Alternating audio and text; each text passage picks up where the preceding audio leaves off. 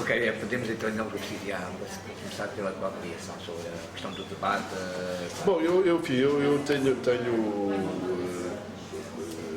a melhor impressão e as minhas expectativas também eram elevadas, não tanto porque tenha assistido algum antes, mas porque, de alguma maneira, as quintas de debate são famosas no país, da mesma forma que a Omunga e Benguela também é famosa por não aceitar as coisas, por querer discuti-las, por ter um sentido político, e portanto aquilo que eu vi encontrar aqui não foi muito diferente do que eu estava efetivamente à espera, não é? Encontrei uma sala cheia, de pessoas interessadas,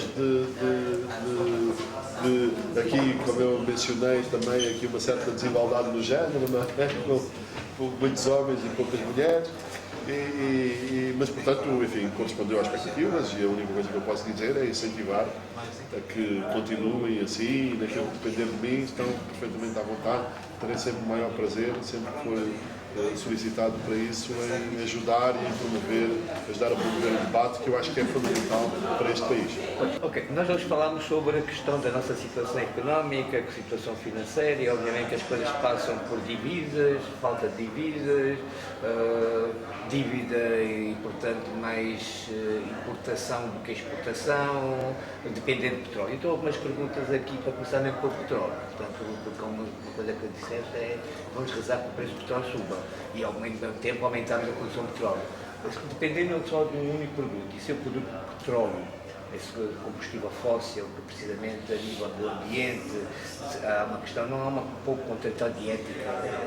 Não, quer dizer, eu quando digo isso é mantendo o mesmo paradigma, não é? Que é, aliás, eu não disse aqui, mas uma das coisas que eu tenho dito é que eu até achava que o petróleo devia de manter-se baixo durante uns tempos, que é para não termos a tentação de voltar ao antigamente, porque é assim, é da pessoa humana, dos governos, quer dizer, se o petróleo voltar a subir muito, seguramente que este discurso todo da diversificação, etc., vai ser esquecido. Quando há muito dinheiro, as pessoas não têm outro tipo de preocupação. E, portanto, obviamente que sim. Eu quando digo a subida do petróleo é a única maneira de nós resolvermos e termos dinheiro no curto prazo. Portanto, nós não vamos ter divisas exportando outros produtos que nós não temos, não é? É mais digamos assim, nesse sentido. Do resto, estou perfeitamente de acordo. O petróleo é um recurso não renovável, não é? É um recurso da liquidação do petróleo e a extração do petróleo tem consequências do ponto de vista ambiental. Portanto, tudo isto, agora, temos que aproveitar, não é? Os recursos que nós temos e não podemos desperdiçar e só temos que aproveitar bem o dinheiro proveniente aí do petróleo. Tem a ver mesmo como, por exemplo, está na diversificação, o exemplo da fábrica da África Têxtil, por exemplo, caso ela seja construída, ou seja, posta em funcionamento a ideia de exportar. Esta questão da diversificação para exportar para ir buscar divisas, quando o mercado interno não está satisfeito, não é exportar para depois importar, ou seja, se nós vamos exportar tecidos da África Têxtil, se não deixarmos tecidos para a necessidade da população, não vamos depois gastar. Eu lembro-me do Isaac, quando o governador, quando o ministro da Agricultura, o vice-ministro, a ideia que era para se incentivar a pensar na exportação da banana, quando nós importávamos milho. E a questão era essa, como é que vamos pensar em exportar banana, quando a banana na altura era um produto alimentar básico, que se comia cozida, verde, nem sequer se deixava amadurecer, pensar na exportação disso para depois não termos que importar. Mas o circuito económico é algo muito mais complexo do que isso. Portanto, nenhum país vive só da produção interna, não é? Portanto, nós vamos produzir muitas. E essa coisa da autossuficiência, para mim, é um mito, não existe. Não há nenhum país autossuficiente a nível mundial, e eu duvido que seja eu como defensor do comércio internacional, duvido que seja uma boa estratégia. Portanto, tudo passa por os países produzem aquilo em que são mais competitivos. Não quer dizer, o facto de produzirmos banana, não quer dizer que nós não importemos banana. Eu não sei, não conheço o negócio, mas não sei se há alguma banana especial de que a gente gosta. O facto, o mundo, a economia é muito mais complexa do que. Portanto, nós não podemos só pensar em exportar depois de termos um mercado interno totalmente abastecido. Pelo contrário, nós podemos, por exemplo, podemos simplesmente não produzir, enfim, por exemplo, nós não produzimos cerejas. Não sei, se calhar é possível produzir, mas nós não vamos pensar nisso. Agora, naturalmente que uma parte, há aqui duas coisas. Nós podemos exportar é para nós arranjarmos divisas. Mas há outra forma também indireta de arranjarmos divisas, que é produzir internamente. Se nós produzimos internamente, nós diminuímos as importações. E, portanto, a economia é uma coisa, é um mosaico, não é? É feita para o mesmo produto, nós produzimos internamente, abastecemos o mercado interno e também compramos ao estrangeiro. Portanto, não há aquela coisa aquela coisa estanque de nós dizermos, bom, nós vamos produzir bananas e portanto não importamos bananas. Vamos produzir não sei o quê, já não importamos. Não, isto não. A economia é uma coisa muito mais complexa do que isto, em que nós vai haver produtos em que nós vamos exportar e vamos importar. Agora, há uma coisa assim que é certa, que é, se nós só substituirmos importações, nós vamos poupar divisas, mas não vamos angariar divisas novas. E, portanto, justamente, tem que haver, e isto é, portanto, as coisas não são assim tão estanques, são mais complexas do que isto, e, portanto, isto passa por exportarmos, por exemplo, a África Têxtil, não é? Provavelmente temos que pensar em exportar aqui para a região, e diminui a dependência, porque a África Têxtil também não vai ser tudo, não é? Dependendo, e, portanto, vai haver, e há empresas que fazem isto, há países que importam têxteis, não é? E que não há nenhum país que não importe têxteis, não é?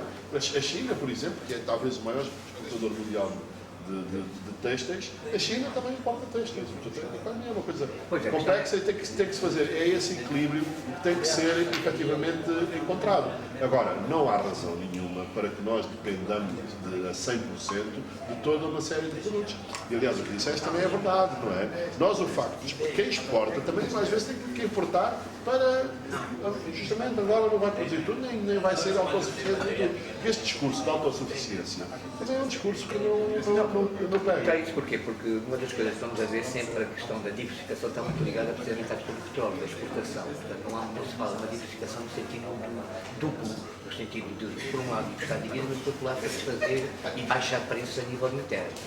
E tanto é que nós vemos que, como ideia de alternativa ao petróleo, estão os grandes projetos, as grandes fábricas, os grandes latifúndios, portanto, tudo numa perspectiva muito mais de substituir a questão do petróleo nessa questão. E vê-se muito pouco, talvez um pouco o turismo, que se fala do turismo, mas não se vê muito que há uma ideia de alternativa ao petróleo. Portanto, não de disputar, mas também na questão de diminuir a questão. Não, eu penso que... Pois, às vezes enfim, nós olhamos só para uma perspectiva, muitas vezes aquela que é mais falada, não é? Mas isso está implícito, não é? Quer dizer, nós não vamos ter fábricas, ou teremos muito poucas, vocacionadas exclusivamente para exportação. As fábricas que nós vamos ter com o objetivo fornecer o mercado interno e exportar, não é? Portanto, mas é o que eu digo, a economia é muito mais complexa. E a diversificação? A diversificação é nós termos mais...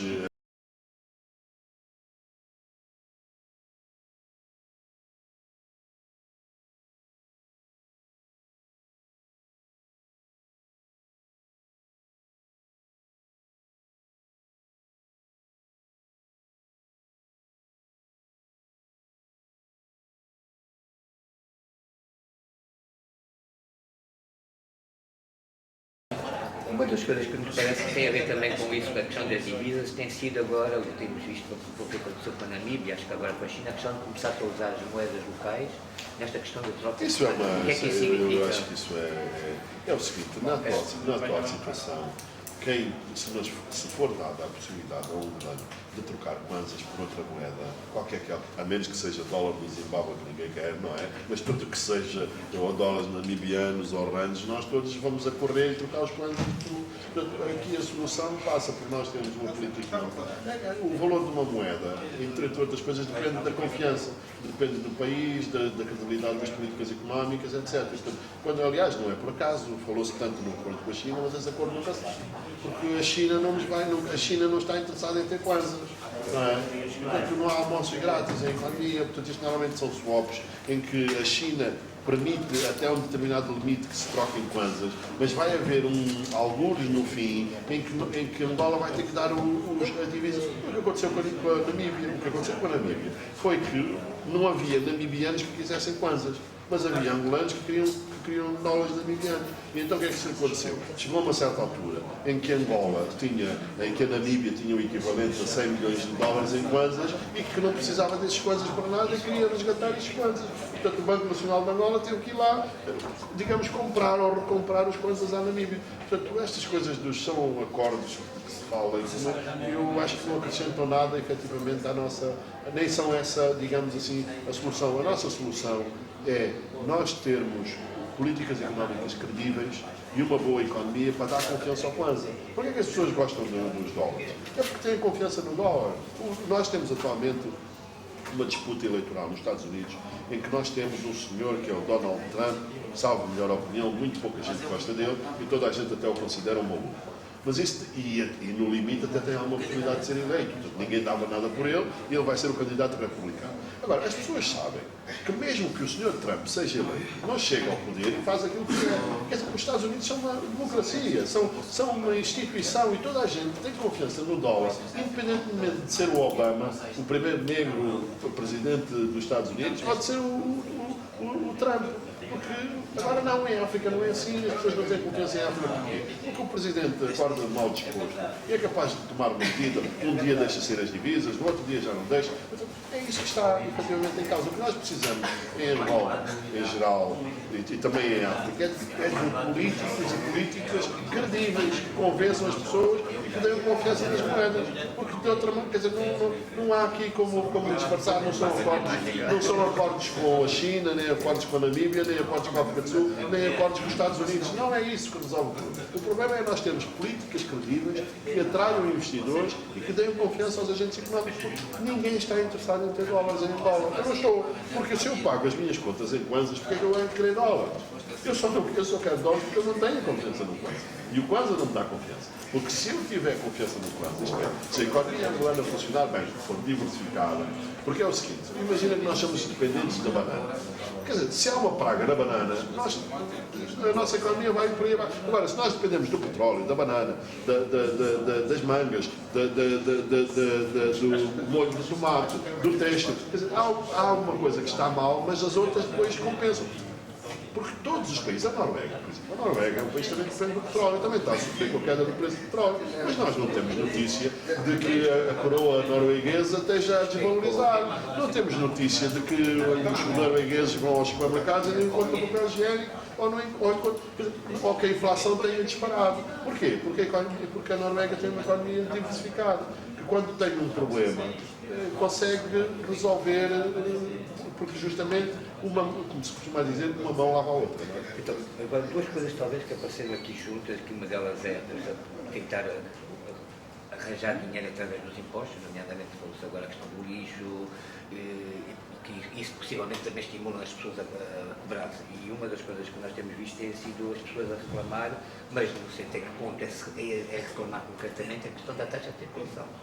Em que as pessoas têm pago taxa de circulação, nós temos as estradas e não se sente de qualquer forma de uma pressão grande no sentido de cobrar a questão. Será que com o lixo vai acontecer alguma coisa? O que acontece é o seguinte, é que, segundo as estatísticas, muitos poucos pagam